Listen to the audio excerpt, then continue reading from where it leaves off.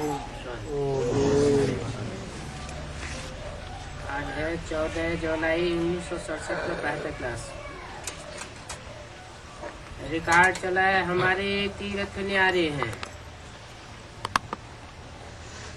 तीर्थ माना तीर माना किनारा, था माने स्थान, माना एक किनारे लगाने वाला स्थान, माना ठिकाने लगाने वाला स्थान। जैसे कोई गीता पाठशाला है, कोई अनजान दुनियावी आत्मा गीता पाठशाला के संपर्क में आती है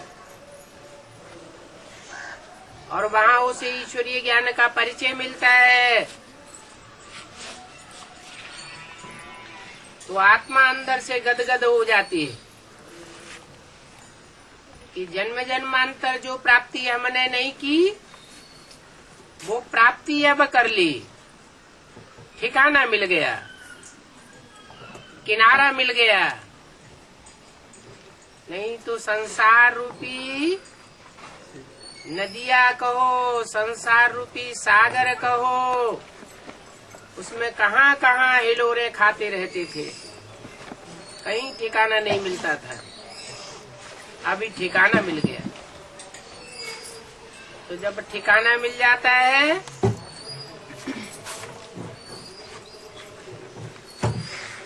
तो उस ठिकाने पर रोज आना जाना होता है। तब तक जब तक ठिकाना बताने वाले आखिरी गुरु का ठिकाना नहीं मिल जाता, जिसे सदगुरु कहा जाता है। और सदगुरु का जब आखिरी ठिकाना मिल गया, सदगुरु का घर मिल गया, तो बुद्धि वहाँ टिक जाती है और बुद्धि की यात्रा शुरू हो जाती है। तो वो हमारा हुआ तीर्थ।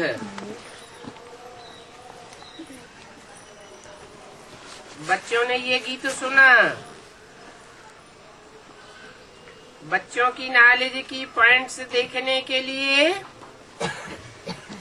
कि कहाँ तक है, कैसे अर्थ करते हैं, फिर ऐसे ऐसे गीत निकाल कर एक एक से अर्थ करवाना चाहिए।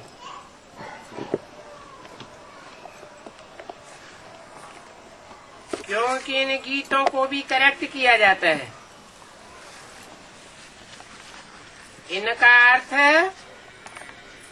बाप ही बैठ करके समझाते हैं। बच्चों को सिखाने के लिए भी ये काम आते हैं। जो अच्छे अच्छे रिकॉर्ड्स हैं वो सेंटेंस में रख करके फिर उनका अर्थ करवाना चाहिए। तो बाबा ने समझाया है, कई ऐसे ऐसे गीत हैं, अगर फिक्रात में कब बैठे हो तो वो गीत खुशी में ले आते हैं, बहुत मदद करेंगे। ये बहुत काम की चीज है। गीत सुनने से झट स्मृति आ जावेगी, खुशी आ जावेगी। तुम बच्चे जानते हो कि बरोबर हमेशा धरनी के लकी स्टार्स, वो स्टार्स तो आसमान के होते हैं परंतु जड़ होते हैं और जड़ रोशनी देते हैं। और तुम तो इस धरती के चैतन्य सितारे हो, ज्ञान की रोशनी देने वाले हो और बहुत भाग्यशाली हो। इसलिए कहा जाता है लकी स्टार्स। हमारे ये तीर्थ भक्ति मार्ग वालों के लिए बिल्कुल न्यारे हैं। तुम पांडव सेना हो,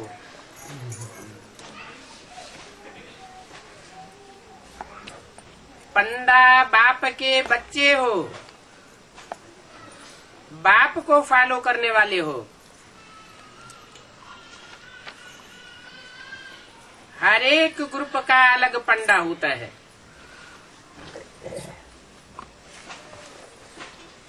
वो पंडे ले जाने वाले होते हैं।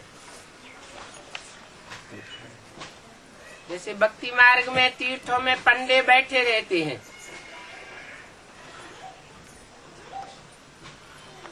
वो अपने अपने ग्रुप को पहचानते हैं।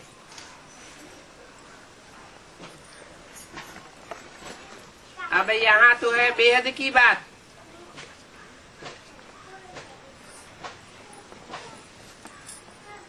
जो जो धर्म पिताएं हैं वो सब सुप्रीम बाप से रास्ता सीखने वाले हैं। अपनी अपनी बुद्धि के अनुसार रास्ता सीखते हैं और अपने फॉलोअर्स को रास्ता दिखाते हैं।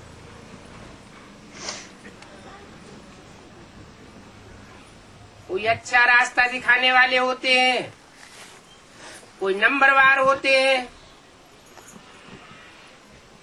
जो अच्छा रास्ता सीखने वाले होते हैं वो अपने फॉलोअर्स को भी अच्छे रास्ते पर ले जाते हैं। शॉर्टकट रास्ता उनकी बुद्धि में रहता है और सहज रास्ता रहता है।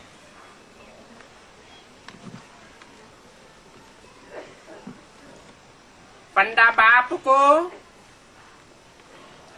जो सुप्रीम बाप है, जिसे उन्होंने जल्दी पहचाना, तो अपने फॉलोअर्स को भी जल्दी ठिकाने लगाए देते हैं।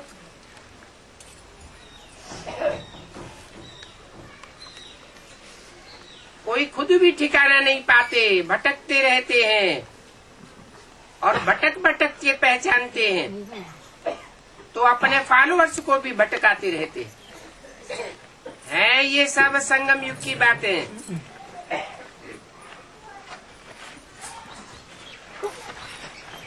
यहाँ हर ब्राह्मण पंडा है। हर ब्राह्मण एक स्टार है। वो तो समझते हैं उन स्टार्स में कोई दुनिया रहती है। वास्तव में उन जड़ स्टार्स में दुनिया नहीं रहती है। ये चैतन्य सितारे हैं जो अपने अपने ग्रुप को रास्ता बताने वाले हैं, अपनी दुनिया बसाने वाले हैं।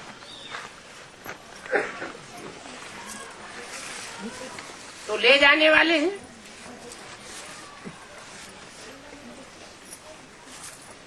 उन पंडों के पास एक बही रहती है, डायरी रहती है। पूछते हैं कि तुम किस कुल के हो? कहाँ की यादगार? ये भी संगम युग की यादगार है। यहाँ भी ब्राह्मणों के 9 कुल होते हैं। 9 धर्मों के आधार पर 9 कुल, 9 कुरियां। तो पूछा जाता है, समझा जाता है, समझाया जाता है, तुम किस कुरी के ब्राह्मण हो? कुरियां भी ऊंचते ऊंचे होती है। नंबरवार ब्राह्मणों की कुरियां हैं।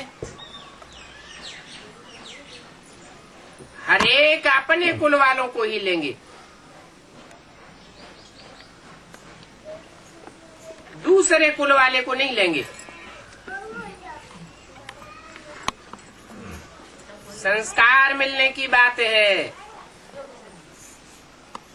कितने पंडे लेकर के जाते हैं?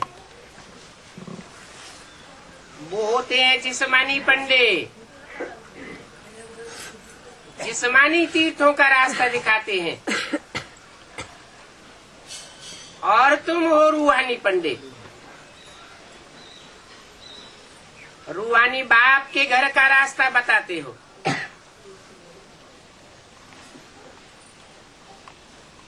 कौन है रूहानी पंडित? जो रूहानी बाप के घर का रास्ता बताते हैं, जो रूहानियत की तेज में टिके हुए होंगे, वही रूहानी बाप को पहचानेंगे और रूहानी बाप के घर का रास्ता बतावेंगे। खुद दे अभिमान में होंगे तो खुद ही अटक जावेंगे और दूसरों को भी अटकावेंगे, भटकावेंगे। तुम्हारा तो नाम ही है पांडव सेना। किसकी सेना? पंडा बाप की सेना। पांडव किसके पुत्र थे? पांडु के पुत्र थे। पांडु नाम पंडा बाप से लगता है। वो तो एक ही सुप्रीम पंडा है।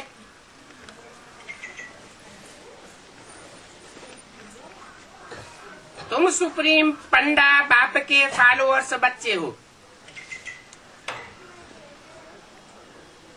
जो और पंडों को फॉलो करते हैं, वो उनके बच्चे हुए। जिसके बच्चे होते हैं उसी को फॉलो करते हैं। इसलिए क्या बोला? जो जिस धर्म का होगा वो उसी को फॉलो करेगा। कितना भी समझाओ मानेगा नहीं।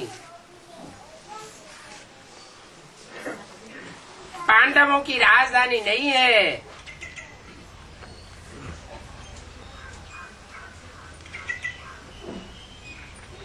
पांडव तो पंडे को कहा जाता है।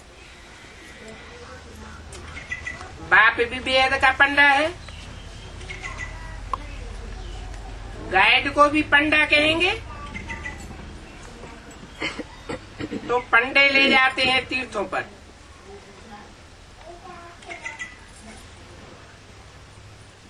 पुजारी लोग जानते हैं कि ये पंडे ले जाते हैं यात्राओं पर। यहाँ ज्ञान मार्ग में भी तुम पंडे बनते हो,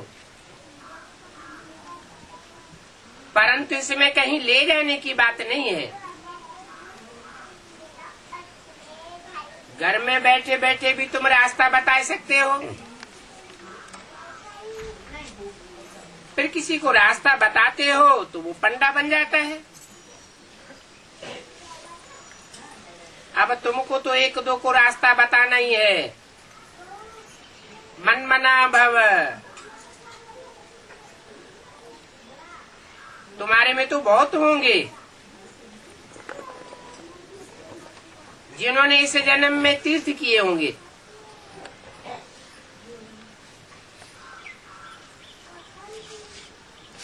बद्रीनाथ, अमरनाथ में कैसे जाना होता है पंडे लोग जानते हैं ना। तुम तो रूहानी पंडे हो। वो तो जिस्मानी यात्राओं पर ले जाते हैं।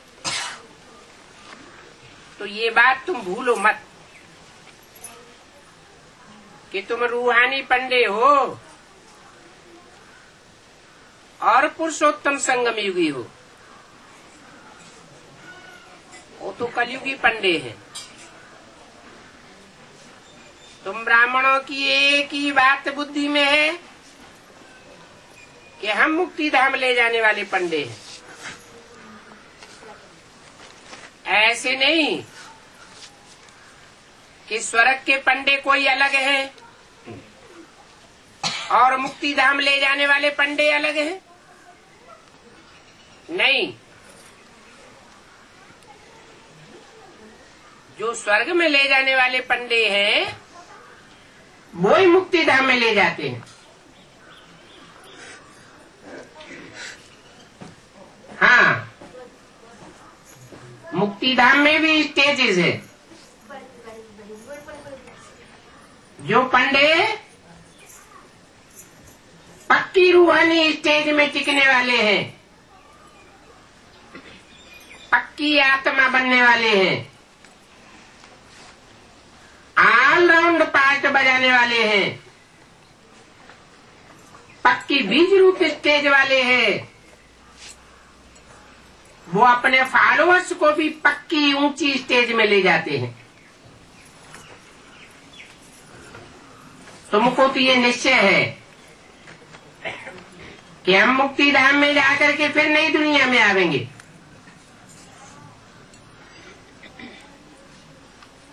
तुम नंबरवार पुरुषार्थ अनुसार पंडे हो। पंडे भी अनेक प्रकार के होते हैं। कोई कोई तो वैश्यालय का रास्ता भी बताते हैं।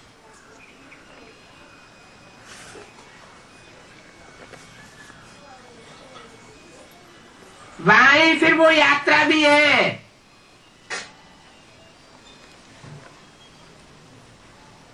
देवताओं के तीर्थों में ले जाते हैं और वहीं फिर वैश्यालय का रास्ता दिखाते हैं। वहां फिर जहन्नुम की यात्रा कराए देते हैं। अब तुम तो जहन्नुम की यात्रा कराने वाले नहीं हो। जहन्नुम है ना, जन्नत और जहन्नुम, स्वर्ग और नरक। तुम तो फर्स्ट क्लास पंडे हो। फर्स्ट क्लास जन्नत की यात्रा कराते हो।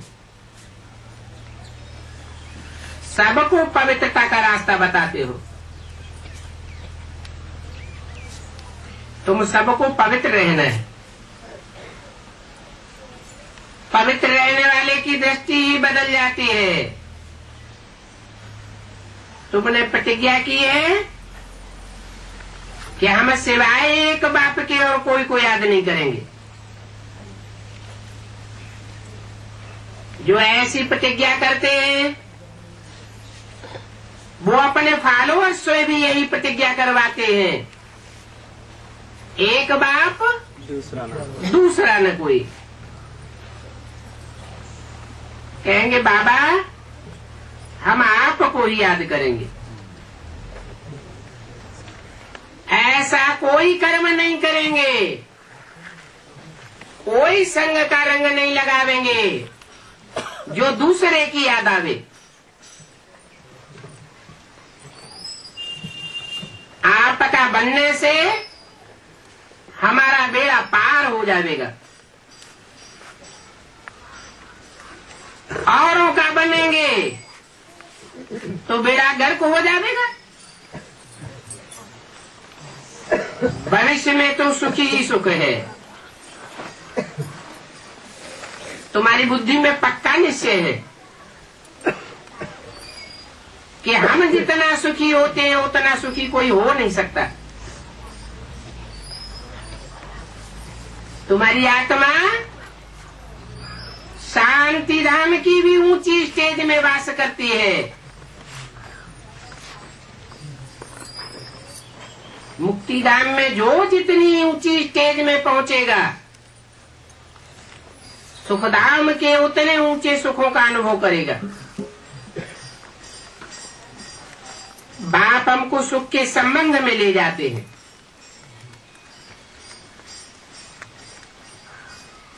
वो गुरु लोग तो दुख के संबंध में ले जाते हैं। संबंध होते हैं ना, सम्मन संपूर्ण, बंध मन बंधन, संपूर्ण बंधन। कैसा संपूर्ण बंधन?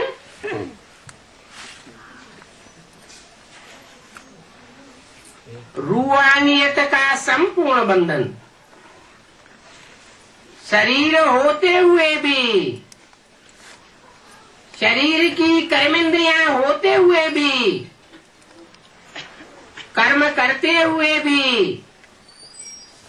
एक बाप से बुद्धि का युग रहता है, तो तुमको अथाह सुख मिलता है। तुम एक में बुद्धि लगाने वाले हो।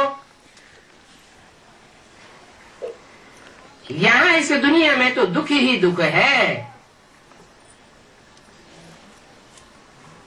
क्योंकि दुनिया में दुनियावी लोगों की बेविचारी बुद्धि है और तुम्हारी तो बेविचारी बुद्धि है। इस दुनिया का सुख काग विष्टा समान है। तुम पढ़ते ही हो नई दुनिया के लिए, इस दुनिया की प्राप्ति के लिए तो नहीं पढ़ते हो। इस दुनिया की प्राप्ति तो इस रथ के लिए होती है। तुम कोई स्वार्थी नहीं हो जो स्व के रथ के लिए मरने वाले हो। तुम तो परमार्थी हो। जो परमार्थी होते हैं वो रथ का भला नहीं देखते, आत्मा का भला देखते हैं। अपनी आत्मा का भी भला करेंगे, दूसरों की आत्मा का भी भला करेंगे। शरीर का सुख लेने का, इंद्रियों का सुख लेने की बात बुद्धि में आवेगी नहीं।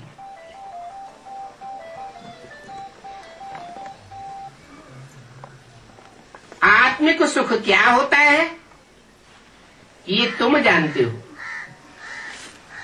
तुम्हारा ही गायन है। अतीन्द्रिय सुख पूछना हो तो गोप गोपियों से पूछो। तुम पढ़ते ही हो नई दुनिया के लिए।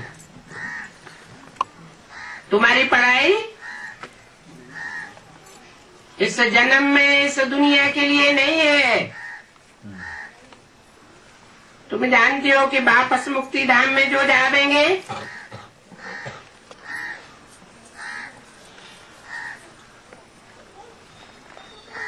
वो तो वहां ही पड़े रहेंगे और हम तो वापस जीवन मुक्ति धाम में आवेंगे। क्यों? हम जीवन मुक्ति धाम में वापस क्यों आ जाते हैं? वो मुक्ति धाम में क्यों पड़े रहते हैं? कोई कारण होगा। जो यहाँ पुरुषोत्तम संगम युग में ज्ञान लेने के बाद जितने देह अभिमानी बनते हैं, देह के सुख भोगते हैं,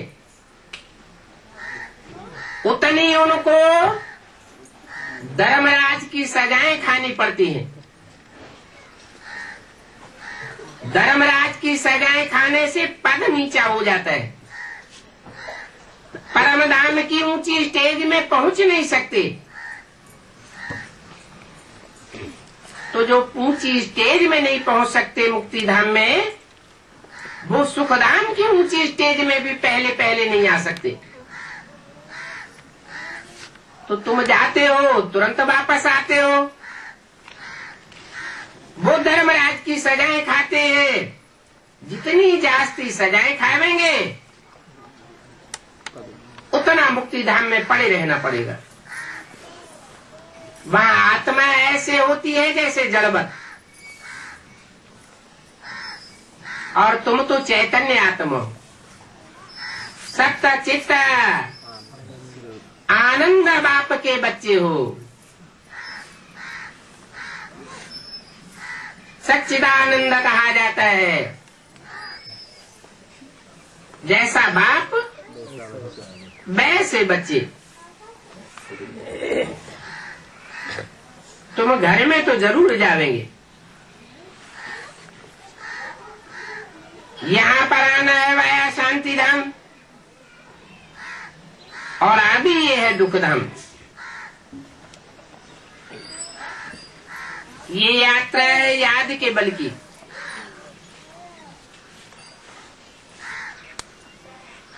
याद एक को करना है, एक बिंदी को नहीं कहा जाता है। बिंदी की कोई पहचान नहीं होती है। एक तब कहा जाता है जब वो सुप्रीम सोल ज्योति बिंदु साकार रूप धारण करता है और मुकर्रर रूप धारण करता है, एक व्यापी बनकर के संसार में प्रत्यक्ष होता है।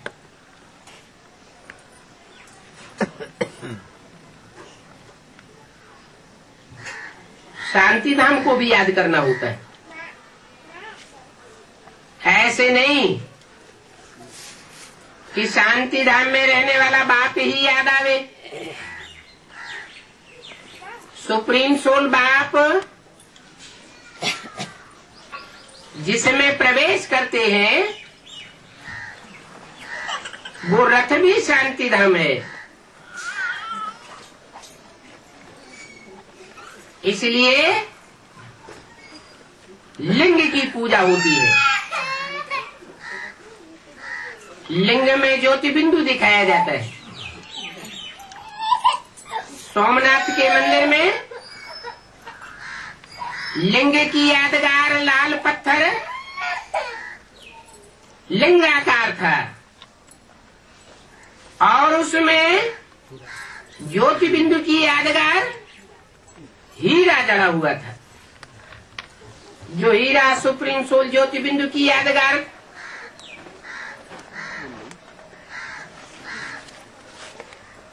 और निराकार की यादगार।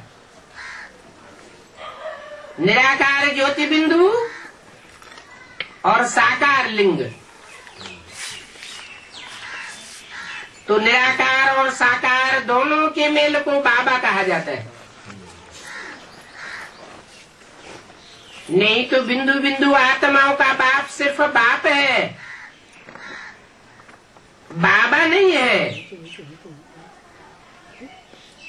उसके साथ बिंदु बिंदु आत्माओं का सुप्रीम सोल के साथ कोई दूसरा संबंध नहीं जुड़ता। वो बाप है, हम बच्चे हैं, बच्चियां भी नहीं। जब मुकर्रर रथ में प्रवेश करता है और हम उसे पहचानते हैं तो वो हमारा बाबा है। बाबा अर्थात ग्रैंडफादर। उसके बाद और संबंध भी जुड़ते हैं, वो हमारी भावना के आधार पर है।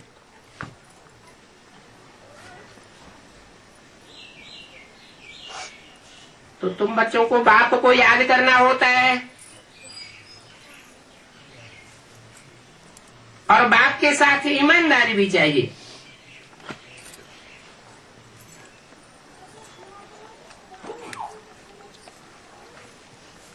टीचर है,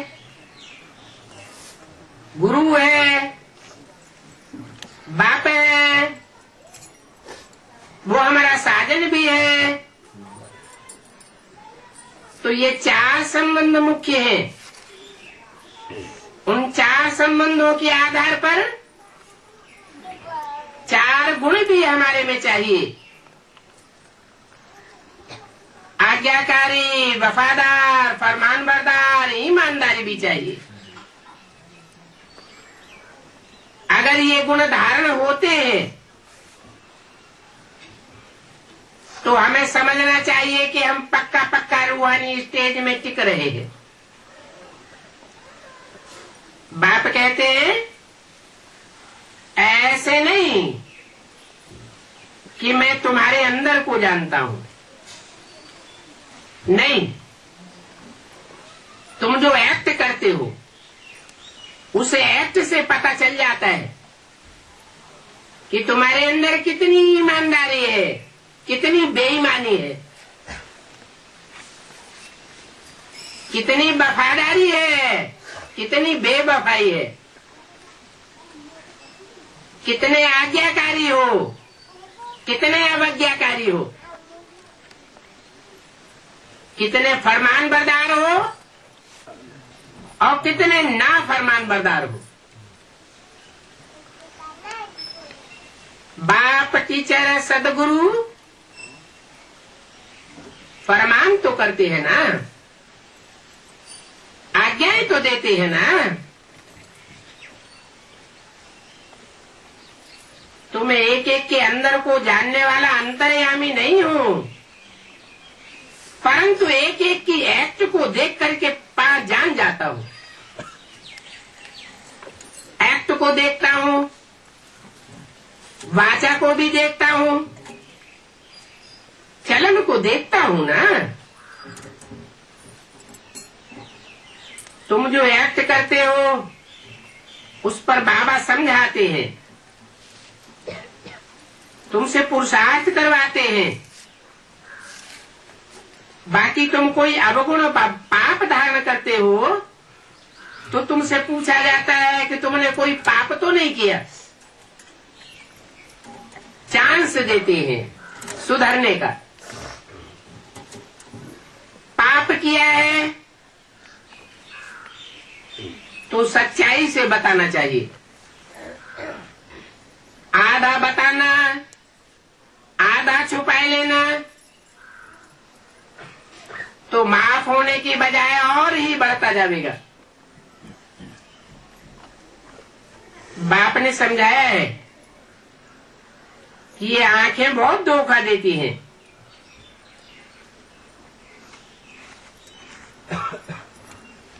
तो आंखों को कंट्रोल में रखना चाहिए।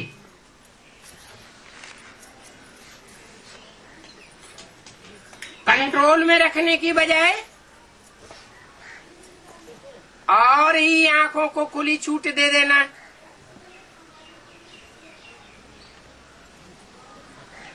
कोई न कोई रास्ता निकाल लेना और उल्टी चलन चलना, इससे तो पाप और ही बढ़ जाएगा। बताना चाहिए, बाबा आज आंखों ने हमको बहुत धोखा दिया।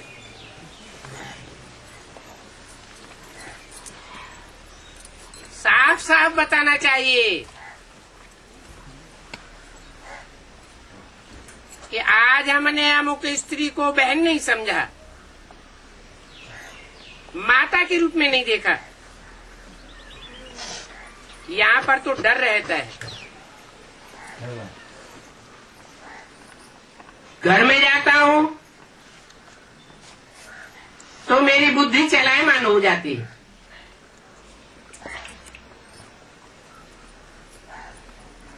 कहते हैं बाबा ये हमारी बड़ी भूल है, हमको क्षमा करो। बाबा कहते हैं कि क्षमा की तो इसमें कोई बात ही नहीं है, ये दुनिया ही ऐसी है। इस दुनिया में जो रहते हैं उनको संग का रंग तो लगता ही है। तुमको सिखाया गया है कि तुम बुद्धि से बाप के पास रहो,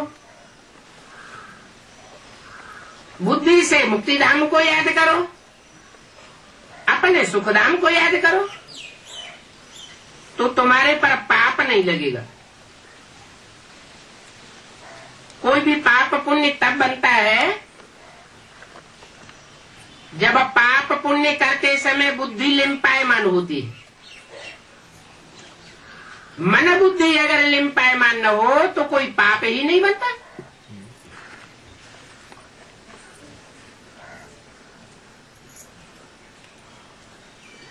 कोई ने चमाट मारा, चमाट मार दिया और फिर कहा क्षमा करो।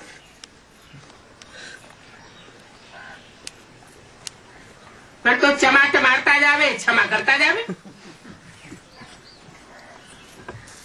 काम ही खलास हो जाएगा। ऐसे माफी मांगने में देरी थोड़ा ही लगती है। बुरा काम कर लो, फिर आराम से कह दो आई एम सॉरी।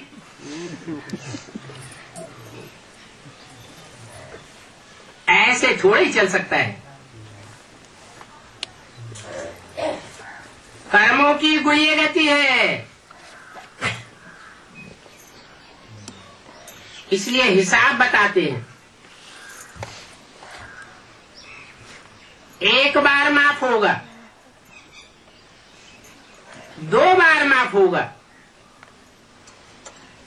तीसरी बार माफ नहीं होगा।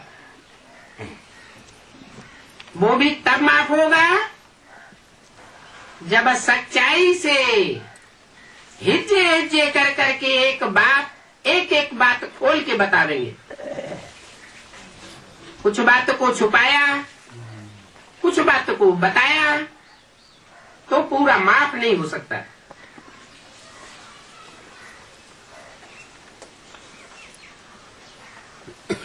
यहाँ पर तो सारा जमा होता है। कोई उल्टा सुल्टा काम करते हो तो उल्टा भी जमा हो जाता है, सुल्टा भी जमा हो जाता है।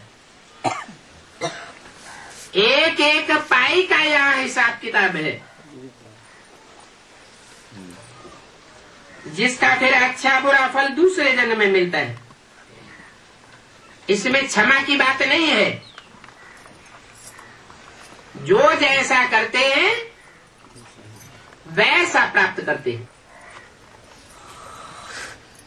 14 जुलाई 1967 की वाणी का दूसरा पेज। तो बाबा बार बार समझाते हैं। एक तो कहते हैं काम महाशत्रु है, यही तुमको आदि मध्य अंत दुख देता है।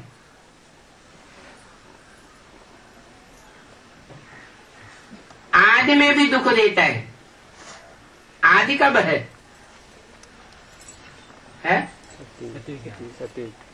सत्य के आदि में आदि वहाँ काम होता है। द्वापर में होता है, मध्य में होता है, आदि में नहीं होता है। ये काम महाशत्रु आदि मध्य अंत दुख देता है। दृष्टि में होता है। हाँ, इस संगम युग से शुरुआत होती है। संगम युग में ही फाउंडेशन पड़ जाता है। जैसा फाउंडेशन पड़ जाता है वैसा ही मध्य और अंत चलता है। जैसे दुनिया में बच्चे की पैदाइश रोते हुए होती है, तो पैदा भी रोते हुए हुआ, जिंदगी भी रोते हुए गुजरती है, और अंत भी रोते रहते हिलकोरे खाते हुए जाता है। ऐसा क्यों होता है? क्योंकि आदि ही खराब हो गया। आदि नष्ट हो गया तो अंत भी नष्ट होता है। अभी ये संगम युग है। ये आदि है कि मध्य है कि अंत है? ये आदि सो अंत है। जैसा फाउंडेशन हम डालेंगे वैसा जन्म जन्मांतर हम प्राप्ति करेंगे। ऐसे नहीं कहते हैं कि क्रोध महाशत्रु है। बाप को कहते ही है पतित पावन। क्रोधी को पतित नहीं कहा जाता है, कामी को पतित कहा जाता है। तो पतितों को पावन बनाने वाला बाप आया हुआ है। पतित विकार में जाने वाले को कहा जाता है। विमाना विपरीत कर्म न कार्य। ईश्वर ने जो विपरीत काम बताया हुआ है,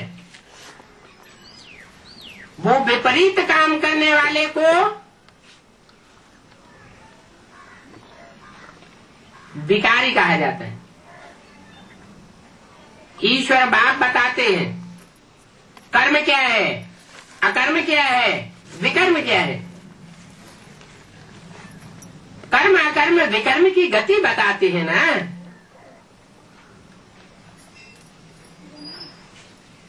तो जो विकार में जाते हैं, बाप की मत के बल खिलाफ कर्म करते हैं, बाप समझाते रहते हैं। यहां से बाहर में जाते हैं तो इतनी परहेज में नहीं रह सकते हैं। अगर इतनी परहेज में नहीं रह सकते हैं तो फिर ऊंच पद भी नहीं पा सकेंगे। बाबा समाचार तो सारा सुनाते रहते हैं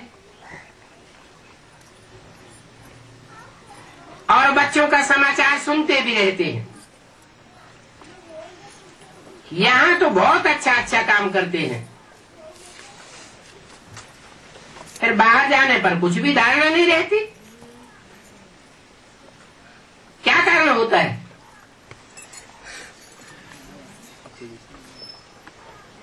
बाहर जाकर के धारणाहीन क्यों हो जाते हैं? माया पोजीशन।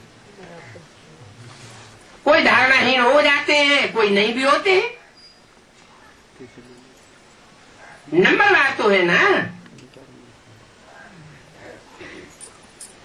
संग का रंग तो लगता है, लेकिन कुछ अपने पूर्व जन्मों की भी खोट है। पूर्व जन्मों में जो श्रेष्ठ पुरुषार्थी आत्माओं के साथ रहे हैं, जन्म जन्मांतर, वो यहाँ भी श्रेष्ठ पुरुषार्थ करके दिखाते हैं। जिन्होंने भ्रष्ट धर्मों में कन्वर्शन किया है, वो यहाँ भी भ्रष्ट कर्म करते हैं और भ्रष्ट धर्मों में कन्वर्ट हो जाते हैं। कुछ भी धारणा नहीं रहती। बाबा पूछते भी हैं, तुम्हारे माँ बाप कहाँ सोते हैं और तुम कहाँ पर सोते हो? बॉम्बे में एक ही छोटे कमरे से देखा कि माँ बाप भी सोए हुए हैं और बच्चे भी वहां सोए हुए हैं। अब भिखारी दुनिया में तो माँ बाप जरूर विकार में जाएंगे, तो बच्चों पर भी इसका बहुत असर पड़ता है। सतयुग में तो ऐसी बातें होती नहीं है। ये तो अभी भारत का ये हाल है। वहां सतयुग में तो बड़े बड़े महलों में रहते हैं, अथाह सुख होता है। तो बाबा बच्चों से भी सब बातें पूछ लेते हैं। बच्चों को बाबा के सामने आकर सारा समाचार तो देना चाहिए। कोई तो झूठ बोलते हैं। विचार करना चाहिए कि हम किसके सामने झूठ बोलते हैं। इनसे तो बिल्कुल ही झूठ नहीं बोलना चाहिए। इनसे इशारा किया, इनसे ब्रह्मा के तन से बोला। ब्रह्मा के सामने तो बिल्कुल ही झूठ नहीं बोलना चाहिए। बाबा तो सच्चा बनाने वाला है। बाकी दुनिया में जो कुछ भी सुनते हो वो सब झूठ बोलने वाले हैं। वहां नई दुनिया में तो झूठ होता ही नहीं है। और यहाँ ऐसे झूठ खंड में फिर सत्य का नाम और निशान नहीं है। फर्क तो रहता है ना। बाप कहते हैं ये कांटों का जंगल है, परंतु कांटों के जंगल में रहने वाले अपन को कांटा समझते थोड़ा ही है। बाप कहते हैं काम कटारी चलाना ये सबसे बड़ा कांटा है, इसको भी कोस खाना कहा जाता है। हर जन्म में एक दो को कोस करते विकारी बनाते आए हैं, तभी तो बाप को पुकारते हैं। पुण्यात्माओं की दुनिया में तो कोई पुकारते नहीं है। बाप समझाते हैं अभी जब कि मैं आया हुआ हूं तुमको ले जाने के लिए, सुखधाम में ले जाता हूं ना, तो पावन बनना चाहिए ना, तो पावन बनो ना। भगवान को बुलाते हैं कि शिव बाबा आप से तो हमें सुख घनेरे मिलते हैं। भक्ति मार्ग में सभी इनको पुकारते हैं। बच्चे जानते हैं कि बरोबर बाबा सुख दे करके गए थे, वो है ही सुखधाम। सुखधाम में कोई भी प्रकार की बीमारियां आदि नहीं होती हैं। यहाँ तो देखो नित नई बीमारियां बढ़ती जाती हैं, हॉस्पिटल बढ़ते जाते हैं, डॉक्टर्स बढ़ते जाते हैं, बीमारियां बढ़ती जाती हैं, दवाएं बढ़ती जाती हैं, जेलें भी बढ़ती जाती हैं। बात तो ना जेल होगी ना हॉस्पिटल होंगे। सत्युग में कोई प्रकार का दुख का नाम निशान नहीं होता है। क्यों नहीं होता है?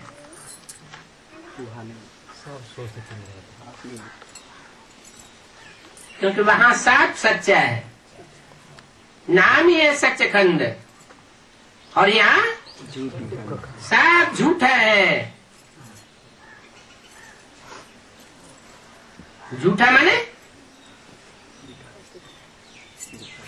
माने बेविचारी, सच्चा माना अव्यभिचारी।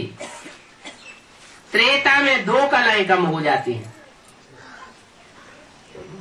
तो थोड़ा कम सुख होता है, फिर भी वहां हेवन कहा जाता है। बाप कहते हैं तुम बच्चों को अथाह इंद्रिय सुख रहना चाहिए। क्या?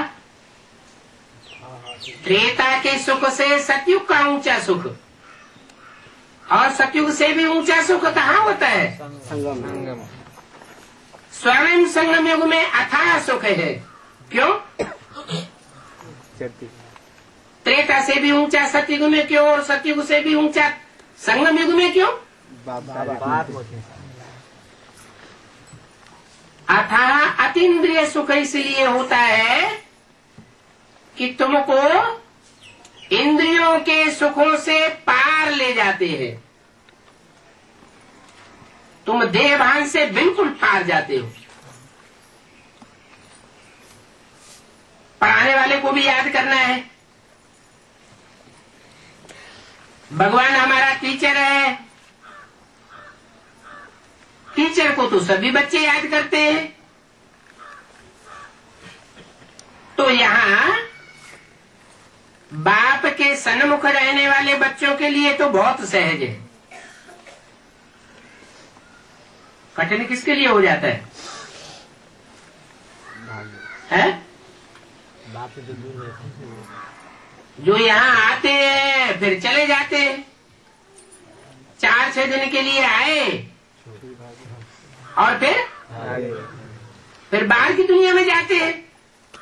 बार बार आना, बार बार जाना, तो बाहर की दुनिया में जाकर के बाहर की दुनिया का संग रंग लग जाता है, इसलिए कठिन हो जाता है। कुसंग का रंग लग जाता है। इसलिए बोला कि यहाँ बाप के पास रहने वाले बच्चों के लिए बहुत सहज है, और जब सहज होता है तो रिजल्ट क्या होता है? सहज होने से निरंतर याद हो जाती है। यहाँ पर कोई बंधन नहीं है। बाहर की दुनिया में जाने से तो अनेक प्रकार के बंधन होते हैं। यहाँ पर तो तुम बच्चे बिल्कुल निर्बंधन हो। शुरू में जब भट्ठी बनी थी तब भी निर्बंधन हो गए थे। अभी तो होना वफुरना सब सिर्फ सर्विस का है। सर्विस को कैसे बढ़ावे, इस पर बाबा बहुत समझाते रहते हैं। बाबा के पास आते हैं तो 1 मास 1.5 मास तक बहुत उमंग में रहते हैं। फिर देखा जाता है कि धीरे धीरे ठंडास आ जाती है, ठंडे पड़ जाते हैं, फिर सेंटर पर आते ही नहीं। अच्छा, फिर क्या करना चाहिए? लिख करके भी पूछ सकते हो। अरे तुम रेगुलर आते थे, फिर क्यों नहीं आए? क्या बात हो गई?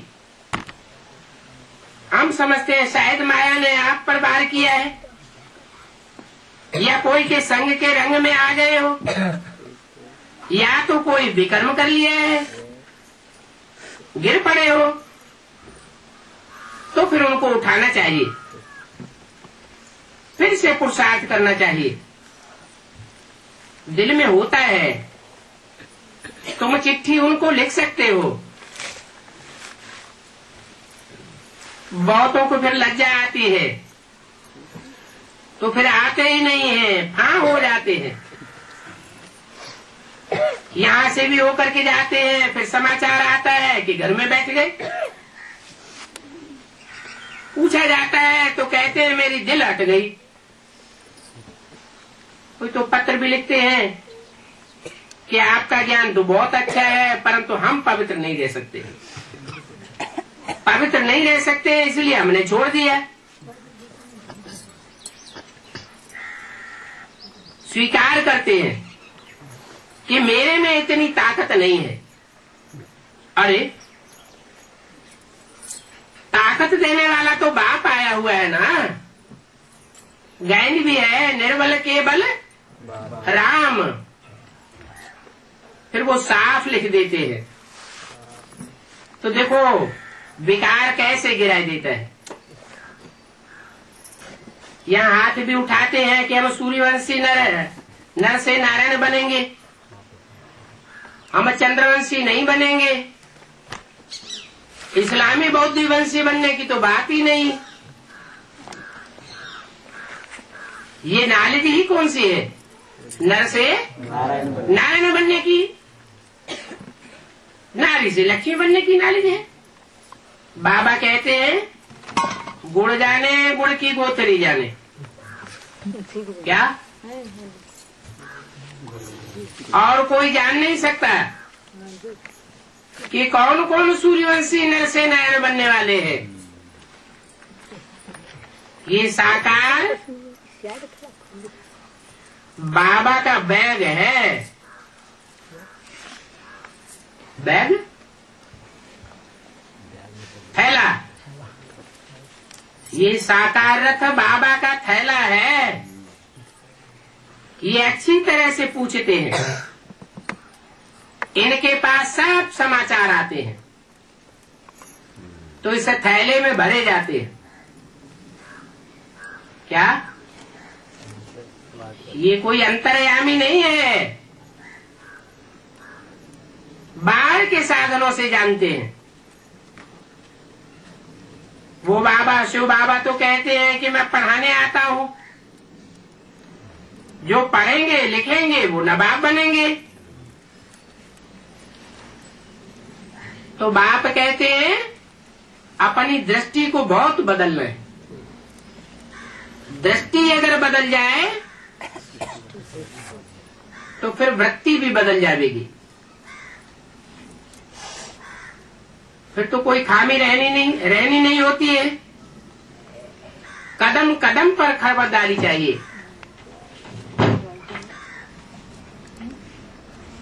तुम जानते हो कि जब तक तुम यात्रा पर रहते हो तो पवित्र रहते हो। क्या?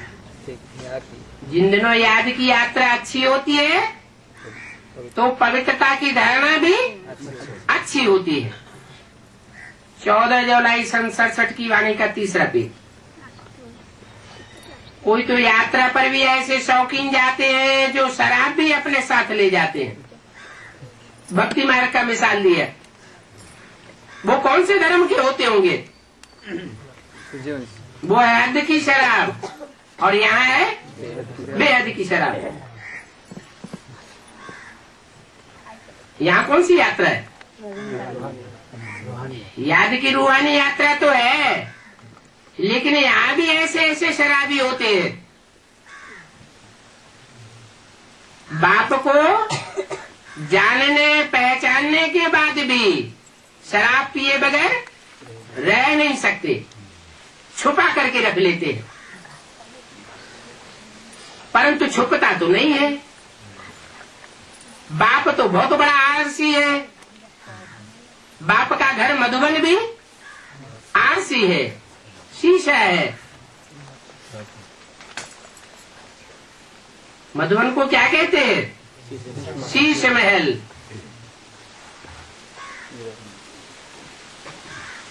तो बताओ, तीर्थ स्थान पर ऐसे ऐसे काम करेंगे तो वो तीर्थ क्या काम का रह जाएगा? लड़ाई वाले होते हैं, वो भी बहुत शराब पीते हैं। शराब पी करके जा करके एरोप्लेन सहित जा करके गिरते हैं। लड़ाई में शराब बहुत काम आती है। शराब पीने वाले शराब पी करके जैसे बादशाह बन जाते हैं। एक तरफ दीवाले निकालते हैं, एक तरफ शराब पी करके बहुत नशे में चढ़ जाते हैं। इतना नशे में चढ़ जाते हैं कि उनको अपना दिवालापन भूल जाता है। अभी तुमको मिलता है ज्ञानामृत, बाकी याद की इसमें मुख्य बात है, जिससे तुम 21 जन्म के लिए एवर हेल्दी एवर वेल्दी बनते हो।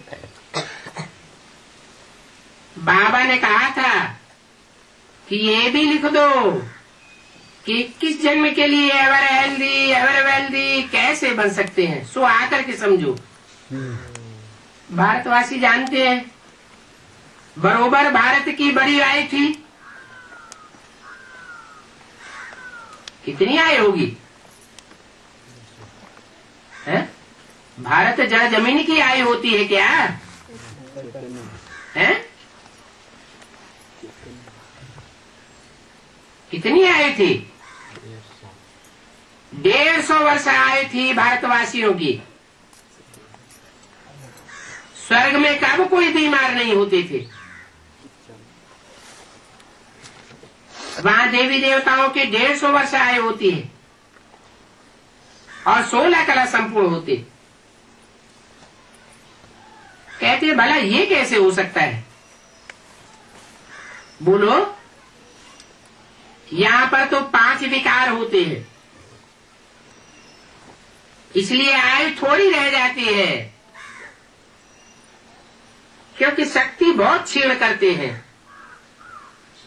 और वहां तो 5 विकार होते ही नहीं, तो शक्ति क्षीण होने की बात ही नहीं। वहां भी अगर ये 5 विकार हो तो फिर राम राज्य किसको कहेंगे? फिर तो वही बेविचारी रावण राज्य हो जाएगा। देवताएं जब वाम मार्ग में जाते हैं, वो वाम मार्ग में जाने के भी चित्र तुमने देखे हैं, है?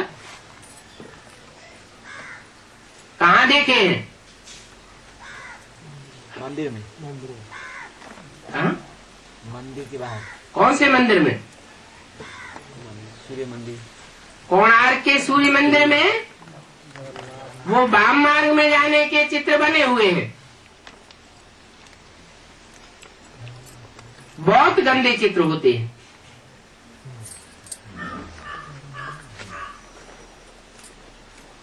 फिर बाबा कहते हैं कि हमने जो देखा है सो बताते हैं। कौन से बाबा कहते? ये साकार बाबा कहते हैं हमने जो देखा सो हम बताते हैं।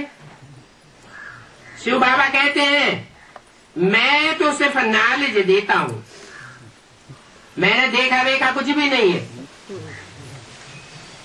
मुझे तो तीनों कालों की नॉलेज है, बाकी इसने जो देखा है वो सुनाते हैं।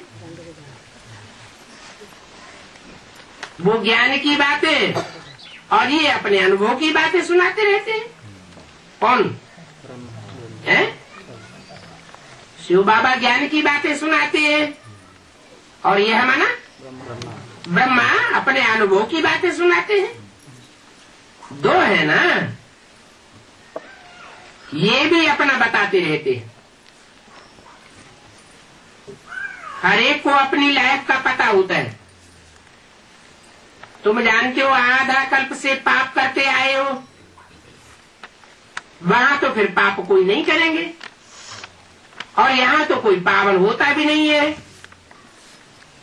क्योंकि सन्यासी भी जो होते हैं बल पवित्र रहते हैं, परंतु पैदाइश कहाँ से होती है? विकार से पैदाइश होती है। तो जो आदि सो मध्य और अंत में और भी बहुतों से पाप होते रहते हैं। गुरु बन करके कहते हैं कि भगवान सर्वव्यापी है, ऐसी ऐसी बातें सुना करके सबको बेमुख कर देते हैं। कौन से सन्यासियों की बात है?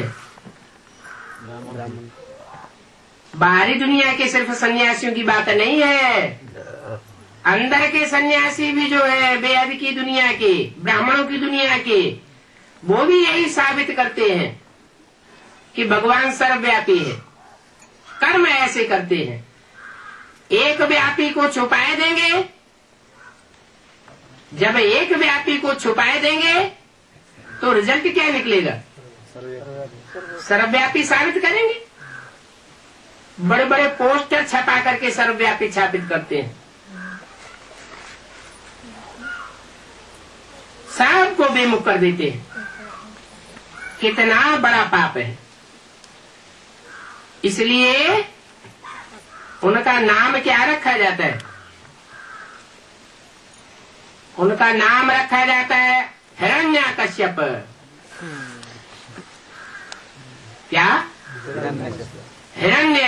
हिरण्य माने सोने जैसी, काश्य तेज वाली, पा माने पीने वाले, अच्छी अच्छी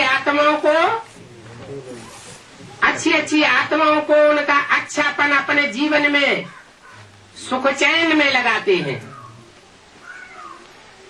और उनको भ्रष्ट कर देते हैं।